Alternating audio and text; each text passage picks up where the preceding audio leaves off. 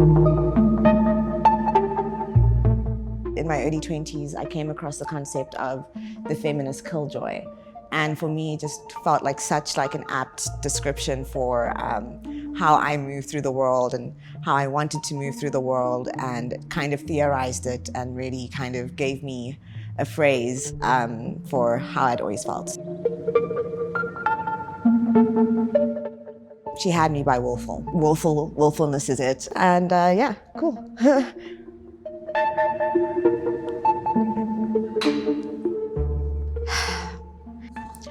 There is a story called The Willful Child. Once upon a time, there was a child who was willful and would not do as her mother wished.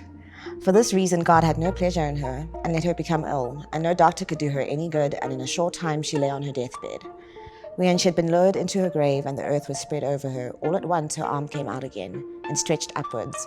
And when they had put it in and spread fresh earth over it, it was all to no purpose, for the arm always came out again. Then the mother herself was obliged to go to the grave and strike the arm with a rod. And when she had done that, it was drawn in, and then at last the child had rest beneath the ground. The story, The Willful Child, is a finding. I found it because I was following the figure of the willful subject, trying to go where she goes, trying to be where she has been. It was another figure, related or perhaps even a relation, a kind of kin, that of the feminist killjoy who first sparked my interest in this pursuit. Feminist killjoys, those who refuse to laugh at the right points, those who are unwilling to be seated at the table of happiness. Feminist killjoys, willful women, unwilling to get along, unwilling to preserve an idea of happiness. I became interested in how those who get in the way of happiness, and we call those killjoys, are also and often attributed as willful. In witnessing the unruly trouble-making of feminist killjoys, I caught a glimpse of how willfulness can fall, like a shadow on the fallen. This book is an attempt to give my glimpse of a willful subject a fuller form.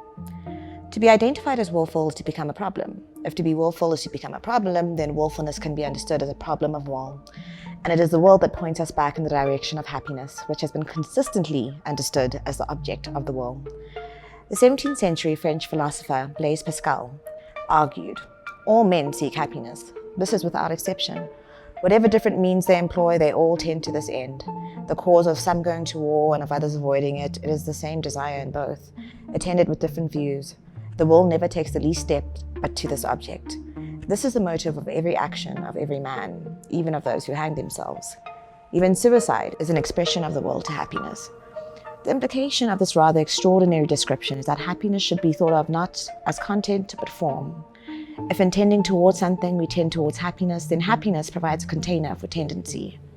Happiness must be emptied of content if it can be filled by whatever it is that we are tending toward.